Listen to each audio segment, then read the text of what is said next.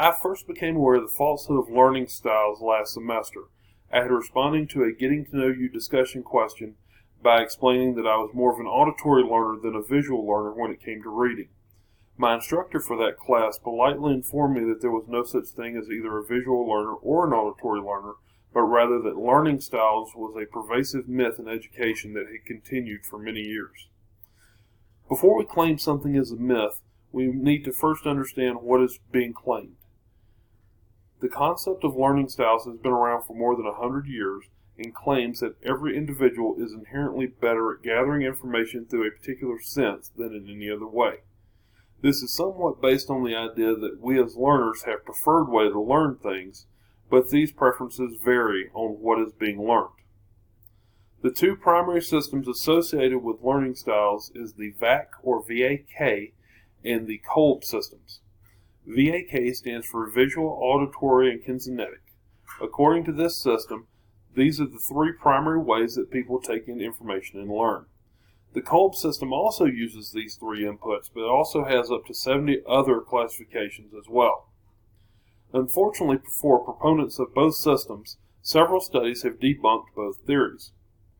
One study from 1984 showed that students who were only taught in their preferred learning style did worse on tests compared to those students who were taught using multiple styles. Surprisingly, a third group outperformed both. This third group was actually taught using a non-preferred style. The researchers at the time attributed to this performance by the third group is because since they were being taught in a non-preferred manner, they actually spent more time with the information that was being taught and therefore were able to learn it better. If learning styles has been debunked as a myth, then why does it persist in education? Primarily it's because of us as educators. The egalitarian nature of education teaches us that each student is an individual with special needs and special abilities.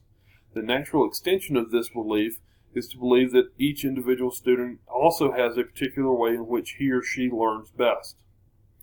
In a survey in 2012, showed that between 80 and 95% of teachers in multiple countries around the world believed that the concept of specific learning styles was the best way to reach certain students. This is significantly higher than the rate of non-educators who believe in the same concept.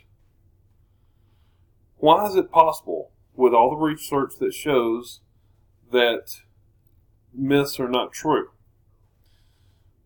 One explanation is confirmation bias. Confirmation bias is the tendency for individuals to only search out data or information that will confirm a belief that they already hold. Individual teachers, however, are not the only ones to be blamed for this myth being passed on to others. A survey conducted in 2012 of 32 teaching colleges in the United States found that 29 of those colleges, or 72%, were still teaching the concept of learning styles as a fact. In closing, what's the danger of allowing this myth to continue? First, it seems to be a relatively harmless myth. The danger is that it runs the risk of a teacher pigeonholing a student into being able to learn only in one particular way. This risks the student believing that of himself or herself and only seeking out that way of being able to learn. Secondly, allowing this myth to persist would be a waste of time and money, two resources that teachers never have enough of. Thank you for listening to my presentation.